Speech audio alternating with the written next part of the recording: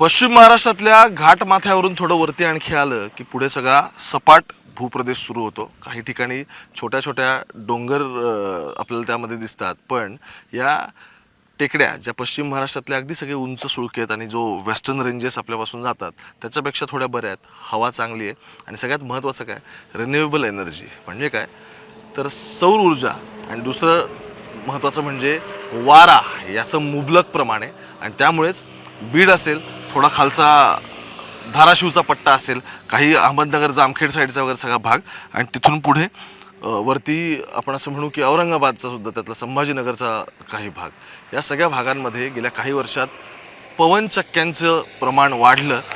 ऊर्जा खातं कोणाकडे होतं काही नाही, हा सगळ्या ह्याच्यातला दुय्यम भाग जरी असला तरीसुद्धा या भागात पवनचक्क्यांमुळे वाढलेलं जे काय सगळं प्रस्थ आहे ते प्रस्थ, आणि त्याच्यापेक्षा बेस्ट म्हणजे या सगळ्या पाठीमागे उभं राहिलेलं राजकारण, त्या राजकारणाची आत्ता सगळ्यात जास्त महाराष्ट्रात चर्चा आहे. आणि त्यामुळे या चर्चेमधच्या केंद्रस्थानी काय तर मृत्यू प्रकरण आहेच आहे, पण केंद्रस्थानी काय, पवनचक्की. बघा, मी आत्ता बीडच्या थोडं तालुक्याच्या बाहेरच्या एका घाटमाथ्यापाशी आलो इकडं, आणि या ठिकाणी काही लोकांना भेटायला आल्यानंतर बीड सारख्या तालुक्यामध्ये किंवा बीड हा पूर्ण जिल्हा आहे, त्यातलं मग खाली ज्या ठिकाणी मस्साजोगमध्ये सगळं प्रकरण झालं, केजच्या तो भाग असेल किंवा वरचा आणखी एरिया असेल, या सगळ्या ठिकाणी गेल्या जवळपास 3-1 वर्षामध्ये इतकं प्रमाण का वाढलं असावं या सगळ्या पवनचक्क्यांचं, त्याच्या मागचं नक्की अर्थकारण कशा पद्धतीचं आहे आणि कोण कोण लोक या सगळ्यामध्ये इन्व्हॉल्व आहेत, सगळं बोलायचं आहे. RTI ॲक्टिव्हिस्ट गणेश आंधळेसुद्धा माझ्यासोबत आहेत, ते जॉईन होतील. पण बघा, समजून घ्या, थोडी गोष्ट एस्टॅब्लिश करतो. आता हा स्टेट हायवे हा इथून गेलेला आहे, याला लागून मी अगदी आत्ता इथे उभा आहे. याच्या पलीकडच्या भागाला तुम्हाला ही एक पवनचक्की दिसेल, त्या ठिकाणी आणखी तुम्हाला 2 पवनचक्क्या या सगळ्यामध्ये दिसतील. आणि ज्या ठिकाणी आत्ता मी उभा आहे, इतकं इंटरेस्टिंग ह्या सगळ्या मागचं राजकारण आहे. आणि ते राजकारणामागचं मूळ काय तर अर्थ, ते म्हणजे पैसा. मेन रोडपासून ज्या जमिनीवरती मी आत्ता उभा आहे ती जमीन, आणि याला लागून करण्यात येणारा हा संपूर्ण रस्ता बघा किती फुटांचा आहे.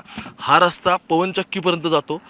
संबंधित पवनचक्कीचं लँड ॲक्विजिशन असेल, त्याच्या मागचे जमीन हस्तांतरणाचे काही विषय असतील, अशा एक एक गोष्टींमध्ये सगळा हा बीडचा जो काही भूभाग आहे हा अडकत गेला. आणि याच्या मागून हे सगळं अर्थकारण आणि राजकारण जन्माला आलं. आंधळे सर माझ्यासोबत. सर, खूप खूप स्वागत मुंबई तकमध्ये तुमचं. RTI ॲक्टिव्हिस्ट आहेत, स्वतः प्रॅक्टिशनर डॉक्टर आहेत, बरोबर? बरं सर, बीडमध्येच असतात. हो, बीड तालुका, लिंबागणे.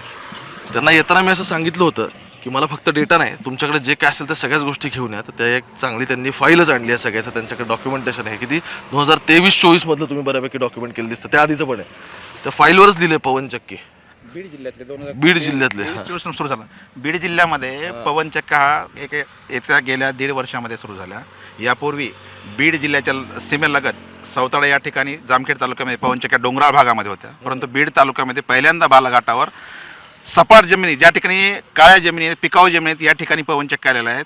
बीड जिल्ह्यामध्ये गेल्या 1.25 वर्षामध्ये एकूण 285 पवनचक्क्यांची नोंदणी झालेली आहे. त्याच्यामध्ये सगळ्यात जास्त पाटोदा तालुक्यामध्ये 131 आहेत, बीड तालुक्यामध्ये 92, केज तालुक्यामध्ये 58, तर धारूर तालुक्यामध्ये केवळ 4 आहेत. या ठिकाणी पवनचक्क्यांचं प्रमुख कारण जर पाहिलं आपण, तर या ठिकाणच्या पवनचक्क्या ज्या आहेत त्या प्रमुख राजकारणी जे लोक आहेत त्यांच्या आहेत.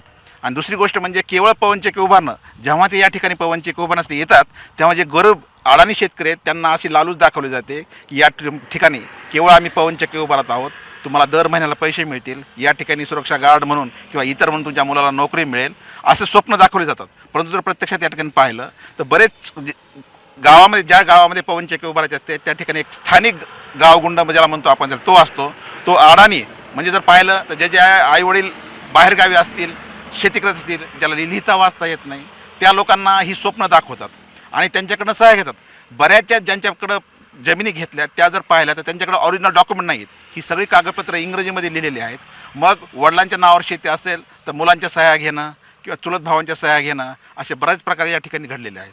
संबंधित प्रकरणामध्ये जेव्हा पवनचक्की उभारली जाते आणि जेव्हा शेतकऱ्यांना नंतर हळूहळू कळायला लागतं किंवा दैनिकामध्ये घडणाऱ्या घटना वाचल्या जातात आणि तेव्हा तो जाब विचारला जातो, तेव्हा मात्र त्या ठिकाणी आरेरावी केली जाते. सगळ्यात गंभीर बाब म्हणजे या ठिकाणच्या पवनचक्क्या ज्या आहेत, बीड जिल्ह्यामध्ये ज्या 8 विविध कंपन्या ज्या आहेत आणि त्या कंपन्याचे जे आहेत पोलीस प्रशासनाशी अत्यंत लागेबांध आहेत. मराठवाड्यामध्ये बीड जिल्ह्यामध्ये सगळ्यात जास्त शेतकरी आत्महत्या होतात. गेल्या 11 महिन्यामध्ये बीड जिल्ह्यामध्ये 174 शेतकऱ्यांनी आत्महत्या केलेल्या आहेत. कितीचा आकडा आहे? आताच 2024 मधला 1 जानेवारी तर या ठिकाणी जर पाहिलं तर एखाद्या शेतकऱ्यानं जर आत्महत्या केली असेल, तो झाडाला लटकलेला असेल तर 1 तास मृतदेह त्या झाडाला लटकतो. पोलीस प्रशासनाला कळून सुद्धा पोलीस प्रशासन येत नाही. मात्र पवनचक्क्याच्या ठिकाणी एखाद्या शेतकऱ्याने जर अडवलं समजा वगैरे त्याच्या न्याय हक्कासाठी तर 10 मिनिटामध्ये पोलीस येते, 100-150 पोलीस येतात. संपूर्ण गावावर दहशत पसरवण्याचा प्रश्न होतो. यापूर्वी आपण पाहिलं की याच घाटावर जवळच सुलतानपूर या ठिकाणी त्या शेतकऱ्याच्या पिकातनं जेव्हा ते पवनचक्क्या कुठलाही मावेजा न देता ते पवनचक्क्या गाड्या घातला आणि त्या शेतकऱ्यानं स्वतःच्या अंगावर पेट्रोल ओतून आत्मदहन करण्याचा प्रयत्न केला. त्या ठिकाणी पोलीस प्रशासनानं त्या शेतकऱ्याला नेमकं तुझं कारण काय हे न विचारता त्याच्यावर गुन्हे दाखल करा म्हणून त्याला चौसाला पोलीस स्टेशनला नेलं. यापूर्वी जर पाहिलं आपण तर बीड तालुक्यातील महाजनवाडी या ठिकाणी तसा जर पाहिलं तर नियम जो आहे, शासकीय नियम कसे डावलले जातात. पवनचक्क्या ज्या ठिकाणी लोकवस्ती असते त्या ठिकाणी नसतात. मात्र महाजनवाडी या ठिकाणी नोंदणी जी आहे सुरुवातीला ती लांब केली, परंतु पवनचक्की उभारली लोकवस्तीमध्ये. त्याची जिल्हाधिकारी या ठिकाणी सुनावणी झाली. जिल्हाधिकाऱ्यांनी ती पवनचक्की बंद करण्याचे आदेश दिले. मात्र त्यानंतरही पवनचक्कीचं काम पूर्ण झालं आणि ती पवनचक्की त्या ठिकाणी सुरू आहे. तुम्ही बऱ्यापैकी मला सुरुवातीलाच गोष्टींचं ब्रीफ दिलं, त्याबद्दल धन्यवाद. मला विचारायचं आहे की साधारण समजा मला पवनचक्की इथे सुरू करायची आहे, ठीक आहे, एक पवनचक्की. कारण काय आहे, हे सगळं राजकारण आणि या पवनचक्की मागचं अर्थकारण समजून घेताना आणि आपण ज्यासाठी मी इथे आलो आहे की जो मस्साजोगचा संपूर्ण या सगळ्यात खून झाला, ज्या वाल्मिकला काल आता 15 दिवसांची त्याला CIDची कोठडी, पोलीस कस्टडी आहे, या सगळी प्रकरणं बघताना त्याचं मूळ काय आहे याचं जाण्याचा हा सगळा प्रयत्न म्हणून मी यांना आज मुद्दामून बोलवलं होतं. मला इथे पवनचक्की सुरू करायची आहे, मला कोणाच तरी जमीन घ्यायची आहे, मला महसुली डॉक्युमेंट गोळा करायचे आहेत त्याचे. आता त्या जमिनीच्या अधिग्रहणापासून त्या डॉक्युमेंटवरती मला तो जाण्याचा रस्ता पण दाखवायला लागेल. त्या रस्त्याचे काही नॉर्म्स असतील केलेले, किंवा पवनचक्कीचे काही नॉर्म्स असतील की इतक्या अंतरापासून दुसरी पवनचक्की असेल तर तुम्हाला तेवढीच करता येईल. किंवा बऱ्याचदा पात्यांच्या साईजमध्ये फरक असतो की जर पाती आणखी मोठी असेल तर तुम्हाला डिस्टन्स जास्त मेंटेन करावं लागतं. या सगळ्यामध्ये इतकी सगळी नियमावली, इतक्या सगळ्या गोष्टी आहेत, यातलं काय फॉलो होतं मला आता हे समजून घ्यायचं आहे. कारण एखाद्या माणसाचा जीव घेण्यापर्यंत आणि खंडणीपर्यंत प्रकरण जात असतील तर नियम तर संपलेच की हो. सरळ पवनची कंपनी विचारलं तर 8 कंपन्या ज्या आहेत त्या 8 कंपन्या सगळे नियम वेगळे सांगतात. एकाच ठिकाणी जर पाहिलं आपण तर प्रत्येक शेतमालक जो आहे त्याला वेगळे, जे अडाणी लोक जे आहेत, म्हणजे जर 2 भाग असतील त्यांना जर मावे दिला तर मधला जो शेतकरी त्याला मावे दिला टाळण्यात येतात, मिळतच नाही, त्याला टाळण्यात येतं, त्याला म्हणजे सांगितलं जातं. सगळ्यात गंभीर बाब म्हणजे उपविभाग अधिकारी जे आहेत, त्या दिवशी जसं म्हणलं तुम्हाला की पेट्रोल आत्महत्या केलं, तर त्याला मी पोलीस प्रशासन जे आहेत तिथले लेखनौ पोलीस स्टेशनचे त्यांना मी म्हटलं तुम्ही यांना विचारलं का? ते काय म्हटले की आम्हाला SP साहेबांचे सरळ आदेश आहेत की कुठल्याही ठिकाणी पवनचक्कीवर अडवणूक केली तर शेतकऱ्यावर गुन्हे दाखल करा. एक मिनिट, हे त्यांनी कंपनीची माणसं सांगतात? नाही, पोलीस प्रशासन सांगतं कंपनीच्या अधिकाऱ्यासमोर. मी काय म्हणतो तुम्हाला, हा मला सांगा, मी त्यांना हेच विचारलं की तो पेट्रोल ओतून घेतो शेतकरी, तर साहेब तुम्ही त्या शेतकऱ्याला ठीक आहे तुम्ही आत्महत्या करतोय म्हणून किंवा शासकीय कामावर गुन्हा नोंद करताय, परंतु तुम्ही त्याला विचारलं का तू पेट्रोल का ओतून घेतोय? तर ते म्हणतात नाही आम्हाला तसं काय विचारण्याचा अधिकार नाही, आम्हाला SP साहेबांनी सरळ सांगितलं. म्हणजे किती गंभीर बाब आहे. आणि त्या ठिकाणी जर पाहिलं तर उपविभाग अधिकारी जे असतील तर एखाद्या शेतकऱ्याला विचारलं पाहिजे ना. नियमात तो शेतकरी जेव्हा आता हे म्हणलं महाजनवाडीचं, त्यांनी लेखी तक्रार केली जिल्हा प्रशासनाला, जिल्हाधिकाऱ्यांनी काम बंद करण्याचे आदेश दिलेत, मात्र त्या ठिकाणी आदेश कुठलेही पाळले जात नाहीत. तसंच जर तुम्हाला पाहिलं तर बऱ्याच ठिकाणी जर पाहिलं आपण तर आता हा ऊसतोड मजुरांचा जिल्हा आहे, या ठिकाणचे बरेच शेतकरी जे आहेत ते कारखान्याला ऊसतोडला गेले असते आणि त्यांच्या भावाच्या एक सह्या घेतल्या असतात, त्यांना काय लिहिता येत नाही, इंग्रजी वाचता येत नाही, काय ना काय ना, इतके विचित्र प्रकार आहेत. काय महसुली डॉक्युमेंट मध्ये फेरफार, सह्या करणं, हा ट्रेंड आहे सगळीकडचा. पण महाजनवाडीमध्ये जी पवनचक्की ज्या ठिकाणी उभारली त्या ठिकाणी 7/12वर 6 लोकांचे नाव आहेत आणि त्यापैकी केवळ 2 लोकांच्या सह्या आहेत. 4 लोकांनी लेखी तक्रार केली जिल्हाधिकारी की आमची फसवणूक झाली, आमच्या सह्याच घेतल्या नाहीयेत. आणि मग पोलीस प्रशासन आणि महसूल प्रशासन, जर वरनं राजकीय नेत्याचा फोन आला तर माणूस तुम्ही हयात असो नसो डॉक्युमेंट साईन करून देणार, हे महसूलची जबाबदारी. म्हणजे माणूस ह्यात असं नसतो तो कागदोपत्री असतो. 100% हो. नियमाप्रमाणे जमिनीचे कागद द्यायचे. आपण काय म्हणतो सर्वसामान्य माणसाला जायचं असेल तर ह्या सह्या, हे कागदपत्र, त्याचे वारसदार कोण, सगळे इथं काही नाही, सगळं सह्या करून दिला की संपला विषय. म्हणजे पोलीस प्रशासन जे आहे अत्यंत खेदानं सांगावं लागतं की शेतकऱ्यांच्या बाजूने न उभं राहता ते निव्वळ पवनचक्क्या कंपन्याचे कारण एवढं सांगतात की पवनचक्क्या कंपनीने आम्हाला सुरक्षा पुरवण्यात यावी म्हणून फीस भरलेली आहे. महत्वाचं आहे सगळ्यामध्ये. मला थोडं आता अर्थकारणाकडे याच्या वळायचं आहे की बघा, इतक्या कमी स्पॅनमध्ये जर इतक्या मोठ्या प्रमाणात पवनचक्क्या उभ्या राहत असतील, इट शोज दॅट इथे काहीतरी तर इकॉनॉमिकल पोटेन्शियल कोणाला तरी सापडलं आहे. मग ते कंपन्यांना असेल किंवा त्यांच्यासोबत असलेल्या, आपण असं म्हणतो त्यांच्यासोबत लागेबांधे असलेल्या राजकारण्यांना असेल. पण what is potential of this area? म्हणजे काय फक्त भूभाग इथला सपाट आहे म्हणून इथे या गोष्टी केल्या जातात? तर ते तसं जर आधी ऑब्झर्वेशन असतं ते इतक्या वर्षात भरपूर उभे राहिले असते की. पण तुम्ही म्हणताय गेल्या 1.5 ते 2 वर्षात जर किती, 150, तुम्ही किती आकडा सांगितला मग? 286. बापरे, ऑलमोस्ट 300 या गेल्या 1.5 ते 2 वर्षातला आकडा आहे. हा, गेल्या 1.5 ते 2 वर्षात या जिल्ह्यामध्ये जवळपास 286 पवनचक्क्या उभ्या राहिल्यात. आता इतक्या रॅपिडली त्या झाल्या असतील तर त्या करताना नियमांचं पालन झालं असेल का नसेल का वगैरे याबद्दल तर आता चालूच आहे, म्हणजे त्यांच्याकडून आपण माहिती घेऊ. पण इकॉनॉमिकल पोटेन्शियल काय यातलं? म्हणजे शेतकऱ्याला साधारण किती पैसे यातून मिळणं अपेक्षित असतं, किंवा शेतकऱ्याला काय नक्की मिळतं? त्याला सांगितलं असेल ना की तुला एवढे एवढे पैसे मिळतील, म्हणून तर तो तयार होत असेल कदाचित. शेतकऱ्याला सांगताना अपेक्षेप्रमाणे भरपूर सांगितलं जातं, परंतु त्याला दिलं जात नाही. जसं मी तुम्हाला म्हणलं की सुलतानपूर या ठिकाणी काही लोकांना चेक दिले गेले कंपन्याने, मात्र ते चेक बाउन्स झाले.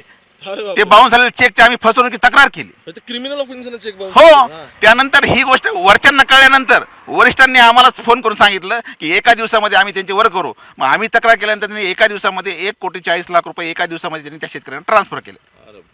जेव्हा आम्ही बाउन्स चेक झाले म्हणून तक्रार केली आणि हे प्रसार माध्यमामध्ये आलं संपूर्ण. इतकी परिस्थिती आहे. म्हणजे बऱ्याच गोष्टी अशा आहेत की स्थानिकचे जे लोक जे आहेत ती वरिष्ठांना किंवा वरच्या कंपन्यांना काहीच कळवत नाही आहेत. दुसरी गोष्ट म्हणजे ज्याप्रमाणे म्हणलं की बीड जिल्ह्यामध्ये जसं परळीचं थर्मल स्टेशन जे आहे, ज्या ठिकाणी राख जी म्हणतो आपण त्याला, आणि त्यातला मूळ अर्थ काय तुम्ही जे म्हटलात की नेमकं इथं पोटेन्शियल काय, तर इथल्या राजकारणी जे आहेत प्रत्येक तालुक्यामधले जे आहेत त्याचे गटतळ जे आहेत, त्यांना जे कार्यकर्ते जे आहेत ते कार्यकर्ते बेरोजगार आहेत. या ठिकाणी फारसं उद्योग नाही आहे. काही जुनी माणसं जी आहेत ते ऊस तोडतात. मात्र नवीन पिढी जी आहे सध्याची, त्या पिढींना बेरोजगार असल्यामुळं आणि राजकारणी लोकांना ही माणसं यांना काहीतरी गुत्तेदार काम देण्यापेक्षा या कामामध्ये लावलं की खंडणी गोळा करणं, धमकावणं वगैरे, याच्यातनं पैसा, आणि त्या जीवावरती जे घडलं केसचं प्रकरण, हो फेम पण मिळतं. आणि राजकारण्यांचा मी काय म्हटलं तुम्हाला की बीड जिल्ह्यामध्ये प्रकार असा आहे की तुम्ही पोलीस स्टेशनला एखाद्या जाऊन शेतकऱ्यांनी तक्रार केली तर त्या शेतकऱ्याची तक्रार लिहून घेतलीच जात नाही. त्याला दाद पण त्याला काय म्हटलं जातं, तू न्यायालयात जा. म्हणजे माझ्या या ठिकाणी कंपनी शेत आहे, माझ्या शेतावर माझी सही न घेता, मला कुठलाही मावेजा न देता कंपनी टॉवर उभारत आहेत, मला न्याय द्या. तर पोलीस काय म्हणतात त्याला, तू न्यायालयात जाऊन स्टे आण. अरे बापरे. इतकी त्या शेतकऱ्याला अडाणी त्याला काय कळत नाही, माहित नाही, न्यायालयात जाऊन काय स्टे आणणार तो.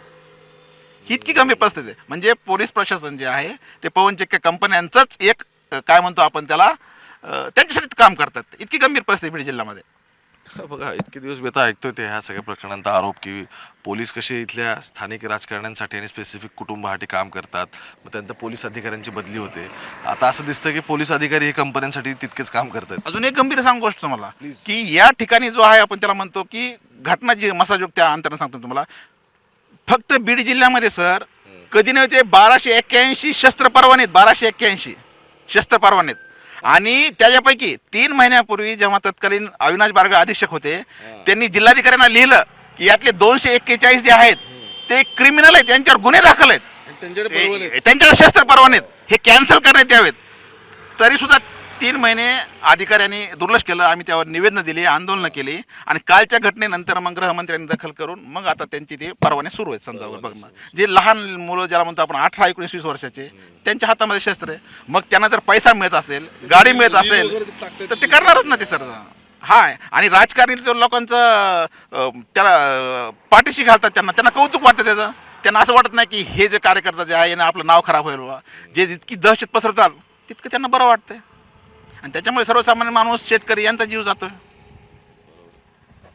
त्यांना आंधळे सरांना बोलवण्याचं मागचं कारणच ते होतं. त्यांची फाईल तुम्ही बघितली ना, त्यामुळे त्यांनी इतके वेगवेगळे आर्टिकल आणि या सगळ्या गोष्टी त्यामध्ये सगळ्या आहेत. गंभीर बाब म्हणजे सांगायची म्हणजे पाटोदा तालुक्यातली धनगर जवळका गाव जे आहे, त्या गावाची शासकीय साठवण तलाव आहे. त्या साठवण तलावावर रेणू कंपनीनं स्वतःचं पॉवर स्टेशन उभं केलंय गेल्या, आणि हो पॉवर स्टेशन उभा केलंय शासकीय जमिनीवर, सरकारी जमिनीवर. त्या संबंधामध्ये तक्रार दाखल केली आहे. आणि 23 जून 2000 म्हणजे 6 महिन्यापूर्वी उपविभागीय जलसंधारण आहेत पाटोदा, त्यांनी पोलीस स्टेशनला यांच्यावर गुन्हा दाखल करा म्हणून अर्ज केलाय. म्हणजे ताबा घेतला आणि बांधलंय सगळं झालं ना सर. हे बघा याच्यामध्ये हे काय बघा, हे दिसतंय ते पवनचक्कीच्या मागे ओके पाटोद्यातही पवनचक्कीच्या मागे आका जलसंधारणाच्या पत्रानंतर होऊ दिला नाही गुन्हा दाखल नाही होऊ दिला असं हो म्हटलं. नाही नाही मग गुन्हा जून मध्ये गुन्हा दाखल करा म्हणून सांगितलंय, परंतु 6 महिने होऊन गेले, आता नवीन वर्ष आलंय, नवीन वर्ष आलं की आता परंतु पोलीस प्रशासन गुन्हा दाखल करत नाही. कारण की यांना राजाश्रय आहे, राजकीय आहे. मी जे म्हणतो तुम्हाला पाठबळ जे आहे, आणि 11 वर्षानंतर जवळपास हे सगळं त्यांना जागालेलं दिसते. आता उघड आलं ना सगळ्या गोष्टी सर, कागदपत्र झाल्यानंतर. इतकी गंभीर बाब आहे, प्रचंड गंभीर बाब आहे ही. आणि गावखेड्यातले जे रस्ते जे आहे समजा वगैरे ते तर ते आपल्या मालकीचे असल्यासारखेच वापरतात. आता बऱ्याच लोकांना म्हणतात तुमच्या शेतात ना आम्हाला फक्त पवनचक्की नेण्यापुरते, गाड्या जाण्यापुरते हे द्या, आम्ही तुम्हाला इतकी रक्कम देऊ तितकी रक्कम देऊ. आता लिंबामध्ये शिवाजी शिंदे म्हणून जे आहे त्यांच्या शेतामधनं तसेच त्यांनी सांगितलं की तुमच्या शेतामधनं जाऊ द्या आम्हाला, ह्या गाड्या आम्ही तुम्हाला हे देऊ, मग काय रक्कम झालं? देऊ. 8 महिने झाले पवनचक्की उभं राहिली. आता तो स्थानिक तो म्हणतो नाही देत, काय करायचं करून घ्या. अरे बापरे. आता तुम्ही इथले कोणी आहात की इथली ही जमीन कोणाची आहे? तुमची आहे का ही जमीन? बरं बरं ओके, गाववाल्याची का तुमच्या? कधीपासून पवनचक्की उभी राहिली का काही? तुम्ही काय दूध टाकताय काय? दूध टाकताय? वा वा, किती काढताय दररोज? दररोज दूध म्हणजे जवळजवळ 10-15 लिटर आहे ना म्हशीचं. कसा आता भाव आहे काय? भाव आहे 40-45 पर्यंत. 40-45 येतात. आणि मग तिकडं आपल्या काय म्हणू की चिलिंग प्लांटला वगैरे देता कुठं का डायरेक्ट घरोघरी देताय? आम्ही याला दूध डेअरीला डेअरीला देतो. परवडतं काय? काहीतरी करावं लागतं ना, आता काय नाही परवडून कसं. तुम्ही म्हणताय तुम्ही याच गावातल्या आहात, तुमच्या आहे का वावरात कुठं पवनचक्की? नाही काय हीच गेले आमच्या म्हणजे आमच्या नाही भावकी नाही, आमचं रान क्षेत्र त्यात गेले. ओके, तुमचं गेलं क्षेत्र. हा, आणि मग किती मोबदला वगैरे मिळाला तुम्हाला? मोबदला काय नाही, मोबदला कुठं 11,000 रुपये काहीतरी गुंठेनी. गुंठेनी ते तर वेळोवेळी मिळाले का नाही मिळाले काय? तसं दिले की पण उशिरा दिले. हा, पैसे दिले, चेक दिले त्यांनी, पण पैसे उशिरा टाकले. जमीन मात्र वेळेत घेतली. हा, वेळेत नाही त्या वेळेत घेतली. आता त्यांच्या आपल्या जे आता जी सी झाली, जे स्पॉटला बसली, दुसऱ्याचं रान आहे गाववाल्याचं, आपली बाजूला आहे. बाजूला त्याचे तुम्हाला मिळाले पण उशीर. उभी तुम्ही बरं, माझा व्हिडिओ चालू असताना तुम्ही मला भेटलं. नाव काय आपलं? बांगर उद्धव खंडाळा. खंडाळा. बरं बरं, चला धन्यवाद. आणि वावरात काय तुमच्या ऊसाचं का दुसरं काय? नाही, ऊस नाही, ऊसाला पाणीच नसतं इतकं. हे ज्वारी गहू तिकडे कांदे थोडीफार. चला ठीक आहे. बघा, मी म्हणजे बरं माझा व्हिडिओ चालू असताना तिथे ते आले आणि आपले आंधळे सर आपल्याला माहिती होतं, त्याच वेळी आपल्याला सगळ्या काही गोष्टी कळल्या. मी व्हिडिओच्या सुरुवातीला जे सांगायचा प्रयत्न करत होतो ना, की पवनचक्की उभं करणं आणि तिथून काहीतरी रिन्युएबल एनर्जीसाठी सगळं रिसोर्स तयार करणं आणि मग ह्या सगळ्या गोष्टी इथपर्यंत सगळं मर्यादित नाही आहे. त्याच्या पुढे जाऊन ते जमीन अधिग्रहण, मग महसुली कागदांमध्ये फेरफेर, शेतकऱ्यांची फसवणूक, आणि या सगळ्या गोष्टी करण्यासाठी कोण आहेत तर इथे जे इन्व्हेस्ट करतात कंपन्या, त्यांच्या पाठीराखी इथले राजकारणी आहेत. आणि त्या म्हणजे जी प्रोसेस इम्प्लिमेंट करून घेणं ना, की ती जमिनीवर ताबा मिळवणं, किंवा आता मगाशी ते आपलं सांगत होतं की सरकारी जमिनीवरतीच पवनचक्की टाकली, अधिकाऱ्याला माहीत नाही आणि अभियंता गेला आणि त्या संदर्भात त्यांनी तक्रार दाखल केली. तर हे जे काही सगळं होतं ना, याच्यासाठी काय लागतं माहिती आहे का? आशीर्वाद लागतो, आशीर्वाद. तो आशीर्वाद बीड जिल्ह्यामध्ये आहे आणि त्यामुळे सगळं घडतं. मुंबई तक बघत राहा मित्रांनो, आणि कमेंट असतील तर 100% कळवा. आता पवनचक्की सुरू झाल्यानंतर बघू आणखी काय कसं इथं काय दिसतंय वगैरे, तुम्हाला नक्की तुमच्यापर्यंत पोहोचवीन मी. कॅमेरा पर्सन गोपाळसोबत मी ओमकार वाबळे, आज बीडमधून.